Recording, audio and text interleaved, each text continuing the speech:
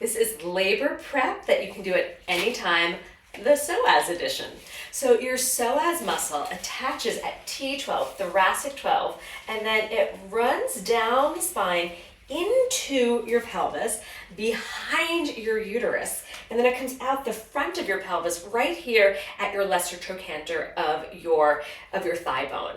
And so it's like a guide wire for baby into the pelvic inlet. And in many of us, this is tight. Think about all the sitting we do, or if you tend to have an anterior pelvic tilt, or if you're living in that fight or flight world, that's going to affect your psoas, and it can get very tight.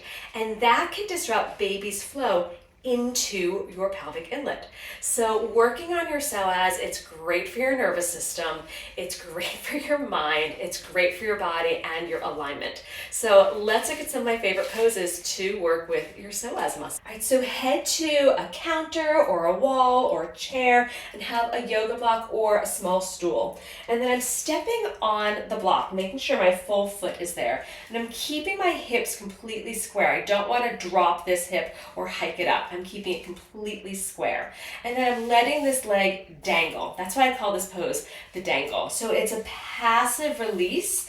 And if you can visualize again that line of the psoas going to the top of the femur, the weight of my leg is just passively releasing. And then I'm just letting this leg, kind of like a dangly earring, just dangle from side to side. And I'm making sure that I'm not actively reaching my leg. It's not a big bump knot. I'm just keeping my hips nice and square, grounding into my standing leg, and letting this leg just dangle and release. And of course, you want to do both sides. All right, we're now going to look at a few poses on the ground. Now let's look at a pose called Anjaneyasana. It's a lunge. So I'm going to use my yoga blocks here and step 1 foot forward and then work on balancing the pelvis. So a lot of us end up dropping the pubic bone and sticking the butt out. We want the opposite. We want to lift the pubis and drop the tailbone under. Just that action, I'm already feeling the psoas get a little stretch. So then I'm going to push my front leg down and pull the heel in. At the same time, I'm pressing down through my back knee and pulling my back knee in. So my thighs are scissoring towards one another, and I'm magnetizing my front heel and back knee. So I'm really getting some opening of the psoas and some stability in the pelvis. And then sweep your arm up, the same arm that you're opening the psoas, and take a side stretch. You can again think about breathing into the side ribs. Good, so we get some side rib expansion. When we side bend, the psoas gets a stretch. It's kind of a little 2-for-1 here. We also get a little lower back stretch. Good, and you want to take about 3 to 5 breaths. And of course, do that on both sides. So as I said in Anjaneyasana, when we side bend, that is a great way to open up your psoas. Again, it starts at T12, thoracic 12, and it runs down along through the lumbar and underneath the uterus and into the pelvis. When we side bend, we get a little psoas release. So just a simple, easy pose that you can do anytime. Just simply bring one arm out, palm faces down, sweep the arm overhead, and just breathe into your side. You only need like 1 or 2 breaths per side, and you can switch it up, just go from side to side.